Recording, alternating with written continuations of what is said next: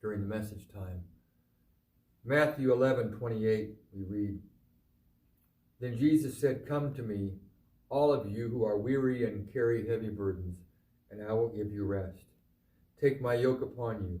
Let me teach you, because I am humble and gentle at heart, and you will find rest for your souls.'"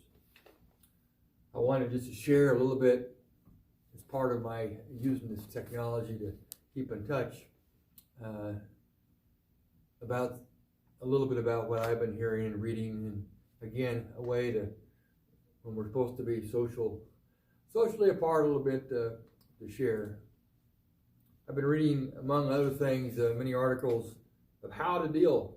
What can we do with this extra time we have on our hands and this extra stress where we have this thing in common with one another? We don't always understand what we're dealing with, what younger folks are dealing with, if you're my age or just from a different background.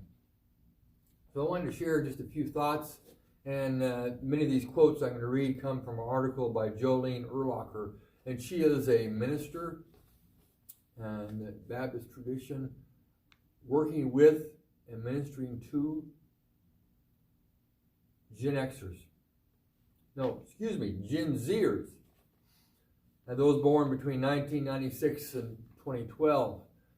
She was one of the first people who encouraged me, because she did the same thing. If you have someone who is younger and from a different generation who's willing to help you, tutor you in, for example, technology, find someone that can help. That's really cool. We're all watching this COVID-19 situation. I'm struck, as she writes, and I am too, by the effect it has on people and the opportunity we have to model as followers of Christ, as leaders, as parents, as neighbors, how to respond as a person of faith. What would God have me do as a follower of Christ to model and positively encourage others? There's some real threats with this pandemic around the world, but there's also opportunities. We can share coping mechanisms. We can share our faith as we live it out, as we cope with stress and fear and anxiety. I would also encourage you again to read Matthew 6:32 and 33. Often, we don't experience things like those from a different generation our kids do, but we are all in this together. I believe some good things can come out of this. We have an opportunity. So how can we, in uncertain times, model for others? Talk about your feelings, what you're dealing with.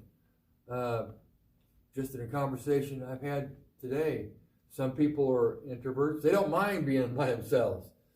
But those people who like me, who like being out and around folks, you got to find a different way to deal with that. Talk about it. Jesus helps me at times like this to remind me that He came to serve others. He came to love unconditionally. He came not to those who have it all together, but for those who are sick, hurting, on the margins. Because sometimes that isolation enhances that. Identify some productive projects. This is, common sense that you can focus on together when you have unexpected downtime. For example, maybe a new skill you can learn. I know I have a nephew who's taught himself how to play guitar watching YouTube videos. Maybe there's a project you and your kids or your spouse have been talking about doing, and now some forced downtime, what do you do with that? Paint, write. My dad used to write letters all the time and mail them. If you don't handwrite real well, but do that if you can. Maybe send a card, type up something, or print it off. Find ways to enjoy nature. Today is kind of a gloomy day when this day started, but we have a balcony outside our kitchen we can go out and spend some time with, my wife Kathy and I. We have a walking path we can go on.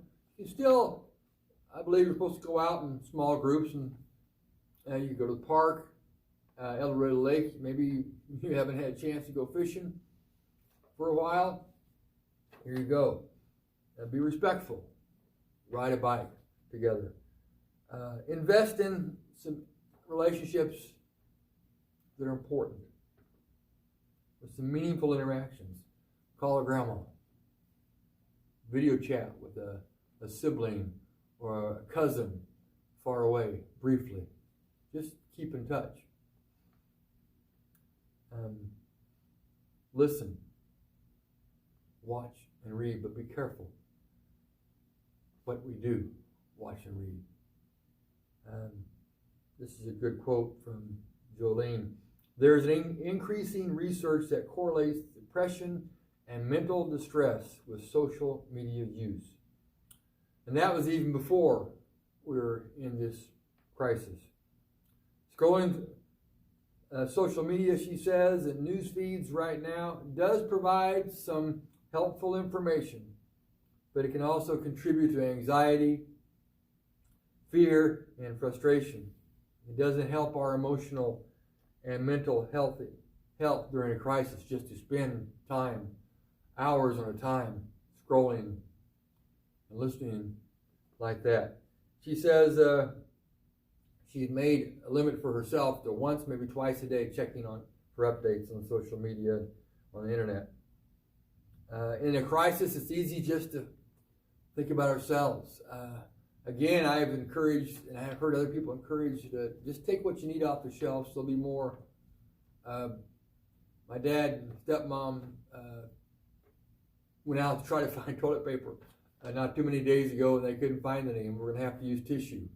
And so I texted some friends, and they were gracious enough to offer them 5 rolls between 2 people. You have some extra? Check with a senior or a neighbor in your area, who just to see if they have enough. Take a roll with you. Prioritize. Read, listen to children.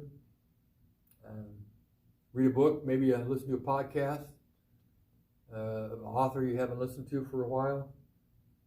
What do? Set some boundaries. Some healthy boundaries and guidelines for you, your children, and how much time you spend doing things. This crisis gives us the opportunity to model and teach characteristics, like I said, with others. With young people in our lives, we can find ways, creative ways, to consider what others need in difficult times like this. Find ways to say thank you. And so I'm going to say thank you right now to those in the medical field, those who are out there doing those jobs to make life easier for the rest of us. Those who perhaps I saw on the news last night, there's a group of people who are actually organized to shop for others. And use your common sense, wash your hands regularly, cover your mouth, all those things. Laugh often. Find some good, positive ways to contribute and model coping in your faith in times like this. It will help people during this time of crisis and for the rest of their lives. Hey, Jesus loves you, and so do I. So do we. If you need help, don't be afraid to ask somebody. I can't do everything, but I know you have a neighbor or someone who'd be willing to help It's okay. I'll be back here. I'm, again, testing this out. Talk to you later.